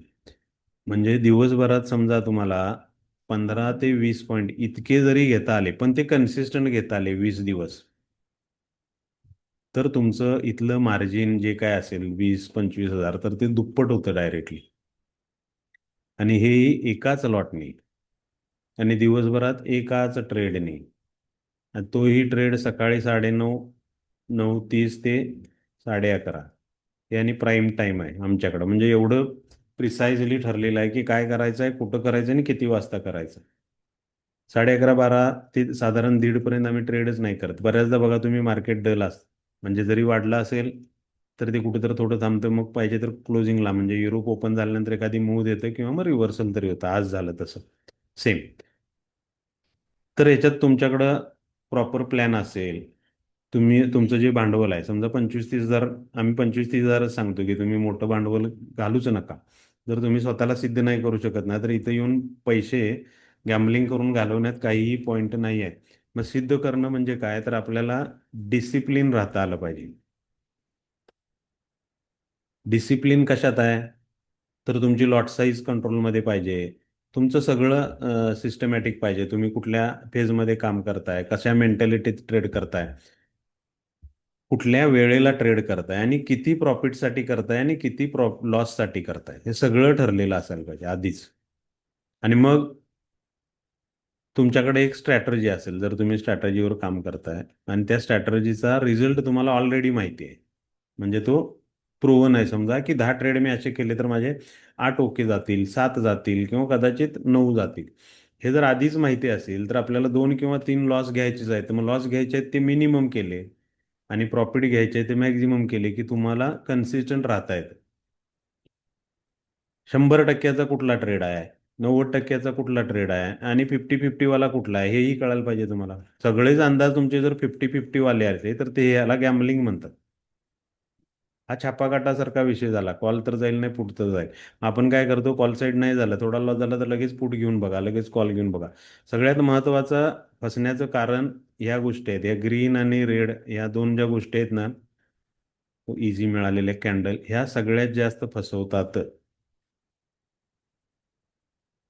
कारण सिंपली सांगतो तुम्हाला की मार्केट 500 पॉईंट तुटलंय समजा आणि इथले 1 लाख सेलर्स एक्झिट झाले तरी कॅन्डल ग्रीनच होईल ना. बरोबर आहे ना. आणि मग याला जर बायर समजून तुम्ही इथं बाय करत असाल तर तुमचं नुकसान ठरलेलं आहे, मार्केट पुन्हा इकडेच जाणार आहे. किंवा 200-400 पॉईंट वाढलेल्या मार्केटमध्ये इथली बायर्स जर सोडून गेले, त्यांनी पोझिशन सोडल्या, तर इथं अचानक असा ड्रॉप येणारच आहे प्राइसला, रिट्रेसमेंट. ह्याला जर सेलिंग कॅन्डल समजून तुम्ही जर इकडं ट्रेड करत असाल तर तुम्ही नंतर येणाऱ्या बाईंग कॅन्डलला ट्रॅप होणारच आहे. म्हणजेच हे कलर तुम्हाला काहीही सांगत नाहीत, हे कुठं होत आहेत ना ते महत्वाचं फार आहे. हे कुठल्या सिच्युएशनला होतात, मग ती दोजी असू दे किंवा हॅमर असू दे, शूटिंग स्टार असू दे. तर एवढ्या डिटेलपर्यंत आपण जे रफली बघितलं ह्या गोष्टी स्ट्रक्चरमध्ये, तर ह्या त्या तुम्ही म्हणजे साधारण 5 मिनिट धरली तर त्या 5 मिनिटापर्यंत डीप जाऊ शकता की इथंही तुम्ही डिटेक्ट करू शकता की ही खरंच बायरची कॅन्डल आहे की सेलरची कॅन्डल. आणि मग ती प्रोसेस तुम्ही ट्रेडर होण्याची. आणि मग त्यामध्ये मध्ये आधी चुका होणं, थोडं इमोशनल लॉसेस घेणं, आगाऊपणा होतोयच आपला. आणि मग त्यात जर गाईडलाईन मिळत असेल, सपोर्ट मिळत असेल, तर तुम्हाला उभा राहता येतं त्याच्यात. तर ही सगळी अपॉर्च्युनिटी तुमच्यासाठी आम्ही घेऊन आलोय. उद्या, परवा आणि मंडे हे 3 दिवस थेअरीचे वर्कशॉप असतात. थेअरी, फक्त थेअरी शिकवली जाते बेसिक पासून. तुम्हाला काहीही माहिती नाही असं समजून उद्या सुरू होतं संध्याकाळी 7 वाजता, 7 ते साधारण 10 वाजेपर्यंत, रविवारी आणि सोमवारी. ह्यात थेअरी होते. मग आमच्याकडे आहे कॉपीराईट स्ट्रॅटर्जी, ज्याची ॲक्युरेसी पर्सेंटेज हायएस्ट आहे. ती शिकवली जाते सिस्टमॅटिक लॉजिकल वेनी, की का ही मुव्हिंग ॲव्हरेज वापरायचे, का हा इंडिकेटर वापरायचा आहे, त्याचं काम कसं आहे, त्याला कधी व्हॅल्यू द्यायचे, कधी इग्नोर करायचं आहे, हे सगळं समजतं. कधी तुम्हाला अचानक येणारा मोमेंटम मिळणार आहे, कधी एक्स्ट्रा. तुमच्याकडे ऑलरेडी 50-60 पॉईंट आलेत तर 100साठी थांबायचं आहे की नाही हेही कळतं. इतक्या डिटेलमध्ये ही स्ट्रॅटर्जी आहे, ही शिकवली जाते. आणि मग त्यानंतर तुम्हाला नेलं जातं व्हॉट्सॲप ग्रुपवर, जिथं दररोजच्या मार्केटची डिस्कशन चालतात. तो तुम्हाला सपोर्ट राहतो. आमच्याबरोबर तुम्ही म्हणजे माझ्याबरोबर 24/7 कनेक्टेड असता. व्हॉट्सॲप आहे, फोन आहे. आणि शिवाय सगळ्यात महत्त्वाचं म्हणजे तुम्हाला लाईव्ह मार्केट, रिअल ट्रेड करायचे असतील, हा एक्सपिरियन्स तुम्हाला आमच्या इन्स्टिट्यूटमध्ये मिळू शकतो. कधीही तुम्हाला वर्कशॉप झाल्यानंतर इथे येता येतं, 2 दिवस 4 दिवस थांबता येतं, जसे तुमचा टाईम अवेलेबल असेल, किंवा एकाच दिवशी येता येतं. आणि ह्याच स्ट्रॅटर्जीवर आमच्याबरोबर लाईव्ह मार्केटमध्ये कामही करता येतं, म्हणजे ॲक्च्युअल ट्रेड करता येतात. आणि असे पूर्ण महाराष्ट्रातून लोक येतात. ही ही जी अपॉर्च्युनिटी आहे लाईव्ह मार्केटची, हे स्ट्रॅटर्जीवरचा कॉन्फिडन्स म्हणून आम्ही देतोय तुम्हाला. नाहीतर इथं येऊन जर लॉस होत असता किंवा स्ट्रॅटर्जीवर काम करून जर लोकांचे अकाउंट उडत असती तर ही इन्स्टिट्यूट आमची कधीच बंद झाली असती कित्येक वर्षापोटीमाग. असं गेल्या 7-8 वर्षे झालं हे कंटिन्युअसली आमचा लाईव्ह मार्केटचा ट्रेडचा सेटअप सुरूच आहे. 20-25 जण आमच्याबरोबर असतातच नेहमी. स्टुडंट्स आसपासचे असतात, काही बाहेरगावून येतात आणि हे मग सुरू राहत. आता ह्या सगळ्यासाठी तुम्हाला डिसिजन घ्यायचे आहे की आपली कॉपीराईट स्ट्रॅटर्जी. बरेचसे व्हिडिओ मी तुमच्याशी शेअर केलेत, म्हणजे लोकांचे रिव्ह्यू आहेत ज्यांनी आमच्याबरोबर काम केले, ते बघा. चॅनलला सबस्क्राईब करा. तिथं तुम्हाला त्या गोष्टी ॲज अ मोटिवेशन म्हणून मिळतच राहतील. ऑप्शन बायर म्हणून तुम्हाला फार चांगलं करिअर करता येऊ शकतं, पण याला गरज आहे एका स्ट्रॅटेजीची आणि त्याच्यावर त्याला इम्प्लिमेंट करायची. मग हे एका रात्रीत होणारा चमत्कार नाही आहे. या मार्केटमध्ये कुठेही तुम्ही कसलीही कोर्स करा, काही करा, एका रात्रीत काही नाही चेंज होणार. ही प्रोसेस राहते आणि ती मग एका सपोर्ट सिस्टीमनी कंटिन्यू राहिली तर मग तुमच्यात ती हळूहळू डेव्हलपमेंट होते. काही जण अपवाद असतात की इमिजिएट स्टार्टअप मध्ये जातात. तर हे सगळं तुम्हाला फक्त 9,500 इतक्याच किमतीत आहे. ही अफोर्डेबल प्राइस आहे. जीपे फोनपे तुम्हाला करता येतं. हा आमचा नंबर आहे. त्याच्यावर तुम्हाला 9860977077. हे सगळे डिटेल तुम्हाला मी ग्रुपवर नंतर पाठवतो. तर ज्यांना कुणाला वाटतंय की आपण किंवा तुम्ही केलंय, तुमचा अनुभव असेल ऑलरेडी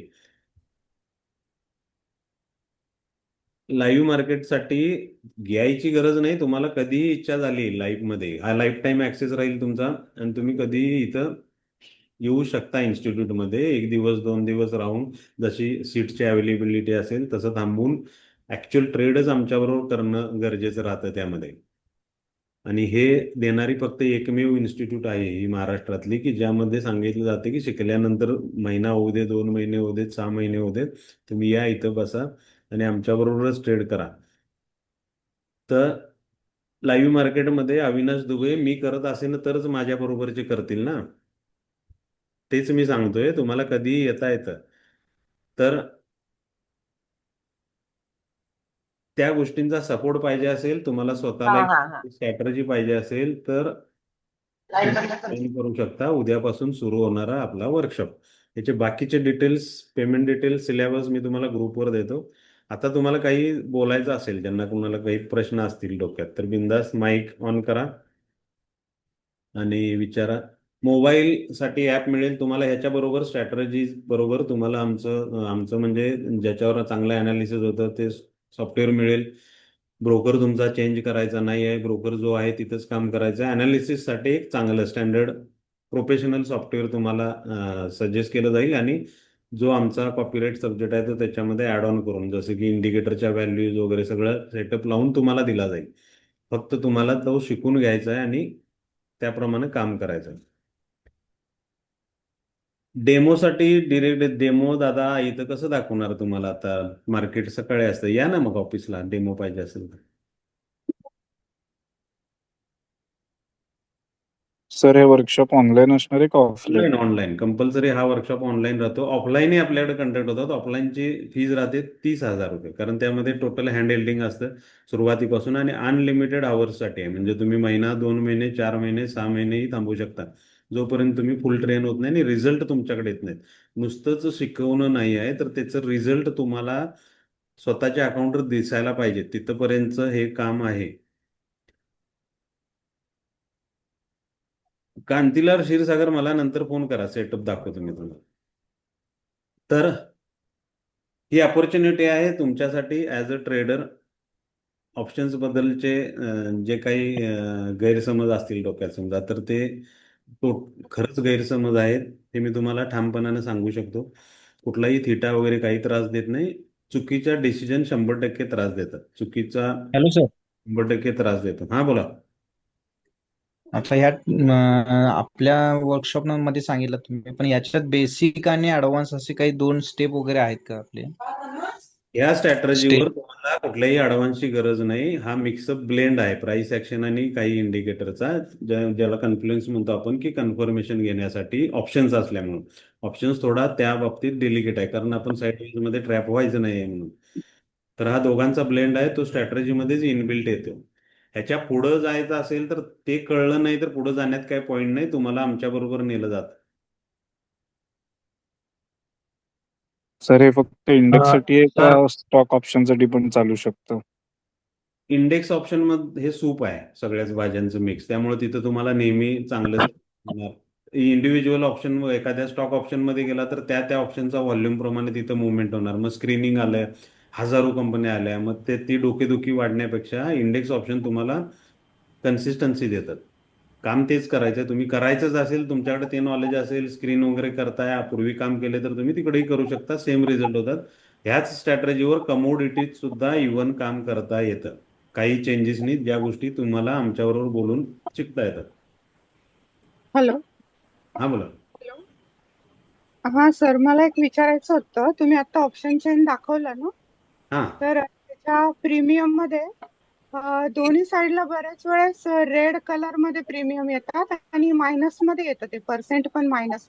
प्रीमियमची व्हॅल्यू त्याबद्दल काही कमी सांगता? किंवा जास्त, ऐका, प्रीमियमच्या व्हॅल्यू कमी किंवा जास्त होतात ना, ते तिथं मायनस प्लस मध्ये दिसतं. त्याचा काय संबंध आहे? हा.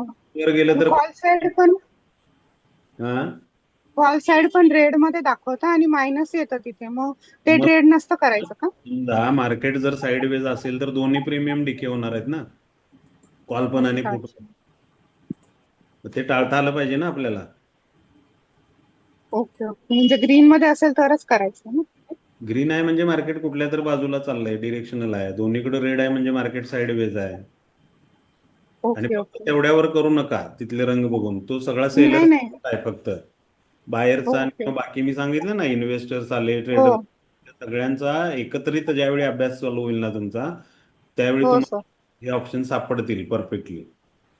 ओके ओके, मी फक्त आता ऑब्झर्व करत होते म्हणून विचारलं, मला दिसलं तसं. ठीक ठीक. ठीक आहे ठीक आहे. थँक्यू. सर सर माझा एक प्रश्न होता. मी हा, बुधवारी पण अटेंड केलं होतं आपलं. तर विषय असा आहे की तुम्ही आम्हाला व्हॉट्सअप ग्रुपला जॉईन करणार आहे, बरोबर? तर मग तुम्ही जे लाईव्ह ट्रेड घेणार तेच तिथे पोस्ट होतील का? म्हणजे आम्ही ते पण घेऊ शकतो बुवा असं. तुम्हाला लाईव्ह ट्रेड तेवढ्यापर्यंत म्हणजे घास करून चारण्याची गरजच नाही पडत. हे वर्कशॉप झालं ना तर तुम्हाला ते करायची गरजच नाही पडत, तुम्हीच करताय आपोआप. समजलं की? Okay okay. आणि दुसरा विषय सर, माझ्याकडे लॅपटॉप वगैरे काही नाही, मी सर्व मोबाईलवरच करणार आहे. मोबाईलवर सुरू करता येतं, पण मोबाईलला लिमिटेशन आहे. तुमचा कॉल आला, तुम्ही डिस्टर्ब झाला, तुम्ही चॅट लावलाय मोबाईलवर आणि दुसऱ्या फोनवर बोलला, किंवा ऍक्च्युअल ट्रेडमध्ये आहे, ट्रेड बुकिंग करायचा विचार करताय आणि कॉल आला, तर तो डिस्टर्बन्स तुम्ही मॅनेज करत असाल तर काही प्रॉब्लेम नाही मोबाईलवर. ठीक आहे सर, थँक्यू. Sir hello. हा, आपलं हे ऍप आहे ते अल्गो सॉफ्टवेअर सारखं काम करेल की अजिबात मॅन्युअली नाही. काम? हे ऑटो ट्रेडिंग वगैरे काही नाही. हे सरळ सरळ अनालिसिस आहे, त्याच्या स्टेप्स आहेत, त्या तुम्हाला शिकवल्या जातात, ज्या 100% वर्क होतात. हे अल्गो वगैरे काही नाही. तर त्याचा डेमो बघता येईल का एकदा? डेमो आत्ता नाही, नंतर कधी. काय म्हटलं? डेमो, मी म्हटलं डेमो बघता येईल का ह्याचा? डेमो म्हणजे काय? हे सॉफ्टवेअर नाही दादा, अनालिसिस आहे, ते शिकायला लागेल. मग ओके. बघा सगळं ते आयुष्यभर मग तेच कंटिन्यू होतं तुमच्या बरोबर. हे कुठल्याही सर मार्केट तुम्हाला. सर हे जे आपण शिकवताय हे बीटीसी मध्ये पण यूज होऊ शकते का? कशात? बीटीसी मध्ये? बीटीसी म्हणजे? नाही नाही, तुम्ही जे अनालिसिस शिकवणार आहे समजा, हे म्हणजे कुठल्याही BTC मध्ये लिक्विडिटी बी आपण. मार्केटमध्ये चालू शकतं, कारण ते त्याचा आत्मा आहे मार्केटचा, प्राइस ऍक्शन हा. ठीक आहे. आणि त्याला इंडिकेटरनी कन्फर्म केलंय, म्हणजे त्याचं शुअरिटी वाढवल्या 100% आपण काही ट्रेड नेलेत की ह्या 101% होणार म्हणजे होणारच. तर ते मग कुठल्या, जिथं जिथं मार्केट शेवटी पैसे मिळवणे हेच आपला हेतू आहे ना. मग मार्केट जे आपल्याला सोपं सहज उपलब्ध आहे तिथं काम करणं चांगलं. जे इलिगल आहे, तुम्ही फॉरेक्स म्हणत असाल तर तिथं सुद्धा तुम्हाला, जर तुम्ही परदेशात राहत असाल तर तिथंही त्याची सिस्टीम वापरता येते. इथं राहून इलिगल काम का करा? हॅलो. हा, सर मी ऍक्च्युली बँकेत काम करते, तर मी हे करू शकतो काय? कारण की माझी टायमिंग जसं 9 वाजता असते. तुम्हाला तर तुम्हाला मग 1-2 तास किमान जर वेळ मिळत असेल तुमच्या कामातून मोबाईल यूज करायला, किंवा लॅपटॉप, पीसी, किंवा आयपॅड असेल, काय असेल, तर तुम्ही आरामात करू शकता. हे ट्रेड केलाय आणि बाकी काम करायला लागलोय असं करण्याचा जॉब नाही आहे, लक्षात घ्या. हे सिरियसली करण्याचं मॅटर आहे. हे ट्रेडिंग हा जो प्रकार आहे ना, अलीकडे लोक काय झालं, इझी अवेलेबल आहे म्हणून कुठेही पानपट्टीवर उभा राहून सुद्धा ट्रेड मारतात. तर तेवढं इझी घेऊ नका. तुम्ही जर प्रॉपर वेळ देत असाल, भलेही तो कमी असू दे 2 तासाचा, तुम्ही 2 तास ते डेडिकेशन मध्ये देत असाल तर 100% तुम्हाला चांगली कन्सिस्टन्सी मिळू शकते. गंमत ते रात्री पण करतात, जसं फॉरेस्ट ट्रेडिंग म्हणतात त्या टाइप मध्ये. कमोडिटीमध्ये वापरता येतच. दिवसा तुम्हाला वेळ मिळत नाही तर संध्याकाळचा जो सेशन आहे, कमोडिटी मार्केट आपल्याकडे 12 पर्यंत असतं साधारण. 7 नंतर युएस मार्केट आल्यानंतर व्हॉल्यूमही चांगला मिळतो आणि कामही चांगलं करता येतं. तर त्याच्या सगळ्या म्हणजे गाईडलाईन्स. तुम्ही जे स्ट्रॅटर्जी शिकवणार आहे ते दोन्ही ठिकाणी होतात ना हो हो हो हो सकाळी संध्याकाळी? दोन्हीकडे वापरता येते आणि शिवाय त्याच्यासाठीचा सगळा सपोर्ट तुम्हाला दिला जातो की तिकडं काय कसं करायचं आहे ते पण काही चेंजेस असतील तर. ठीक आहे सर. सर हां काही वेळा आणि हे स्ट्राईक 3 दिवसाचं प्राइस वाढतच नाहीत. काय म्हटलं? काही दिवशी स्ट्राईक प्राइस या वाढतच नाही जरी मोमेंट असेल तरी. तर असं का होतं आणि काही काही वेळा दिवशी स्ट्राईक नसते, प्राइस काही वाढते? दिवशी नाही, काही वेळेला नाही, काही दिवशी नाही. दररोज मार्केट 150-200 पॉईंटनी निफ्टी गेल्या 7 महिने 6-7 महिन्यात मध्ये 2-3 दिवस असेल मार्केट हँग आहे. काही सुट्टी आहे, इलेक्शन आहेत, रिझल्ट आहे, काय म्हणतात ते, दिवाळी आहे आणि मार्केट सुरू आहे, व्हॉल्यूमच डाऊन आहे तर मार्केट साईडवेज राहतं. काही दिवस नाही, काही वेळा राहतं फक्त. अच्छा. आपल्याला तर कधी तसा इश्यू आलेला नाही. हार्डली या मागच्या 6-7 महिन्यात एखाद दुसरा दिवस असेल जो साईडवेज क्लोज झाला. सर याचा आणि सिलेबस पाठवतो का ग्रुपवर? तो ग्रुपवर मिळेल.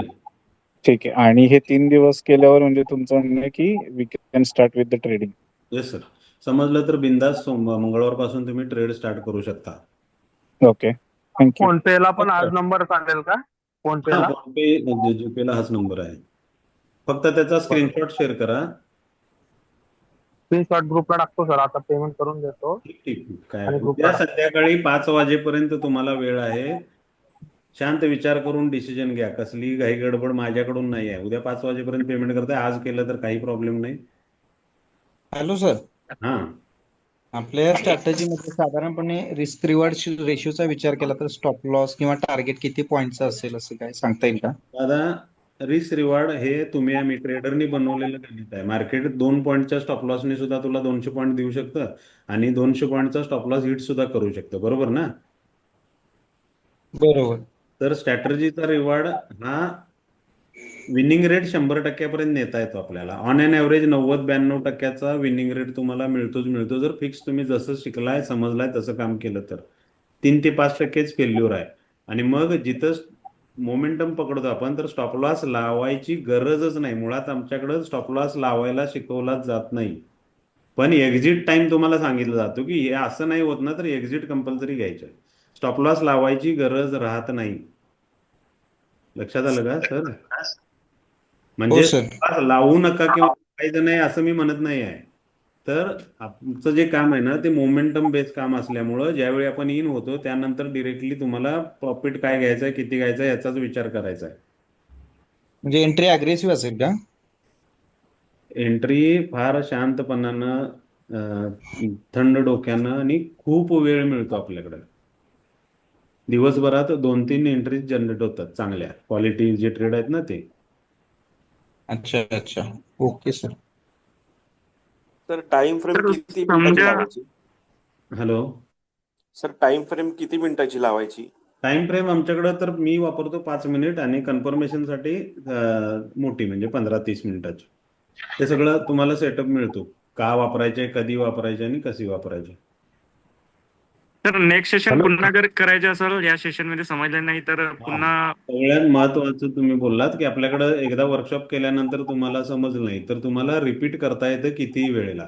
ते फक्त कमिटमेंट फीज राहते 1,500 रुपयाची सध्या. तेवढी दिली तर तुम्हाला परत रिपीट करता येतं. बऱ्याच जणांचा तो विषय असतो की 2-3दा केल्यानंतर समजतं. मग ते करता येतं किंवा असंच रिफ्रेशमेंट म्हणून मध्ये आधी कुठलाही वर्कशॉप तुम्हाला जॉईन करता येतो परत. ठीक आहे ठीक. Hello sir.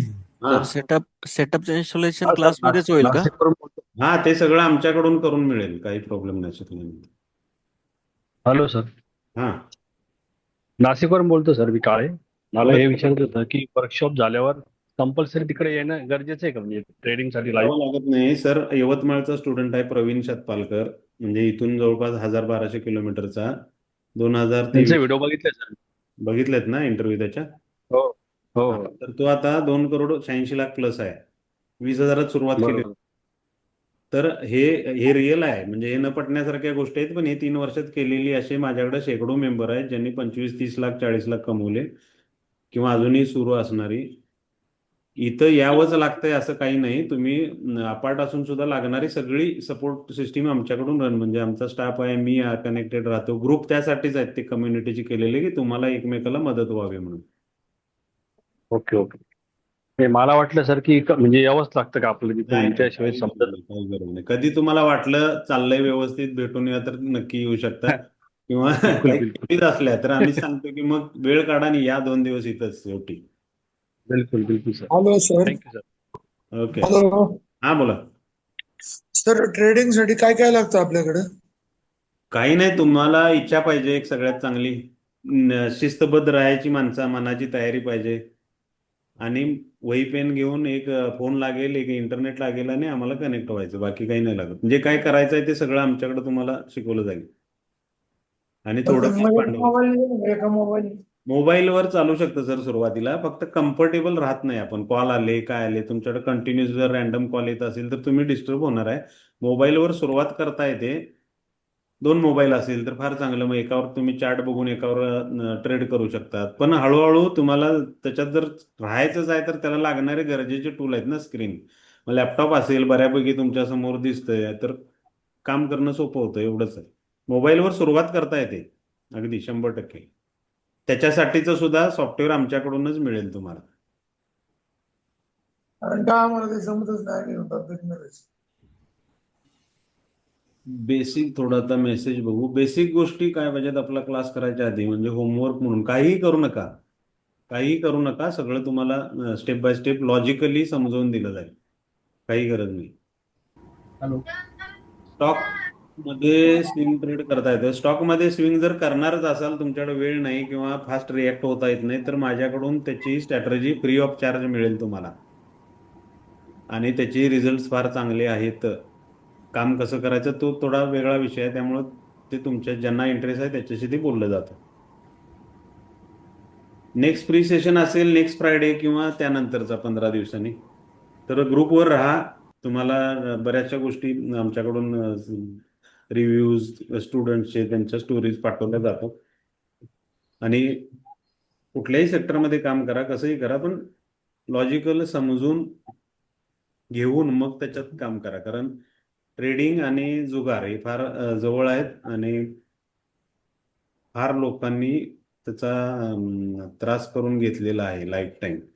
तर तसं होऊ नये म्हणून हळूहळू समजून घेत स्टेप बाय स्टेप केला तर तुम्हाला हे करिअर म्हणून निवडता येऊ शकतं अगदी 100%.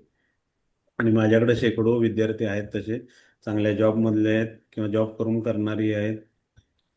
त्याशिवाय काही माहिती किंवा काही तुम्हाला विचारायचं असेल तर तोच माझा नंबरही आहे, तुम्ही कॉल करू शकता कधी. उद्या सुट्टी आहे, कधी सकाळी तुम्हाला ऍडमिशन घ्यायचं असेल किंवा काही क्युरीज असतील तर विचारा, व्हॉट्सअप करा किंवा डिरेक्टली कॉल केला तरी चालेल. तर चला थांबू इथं. उपस्थितीबद्दल धन्यवाद. उशिरा जॉईन झाला असाल तर याचं रेकॉर्डिंग तुम्हाला मी थोड्या वेळाने ग्रुपवर पाठवतो.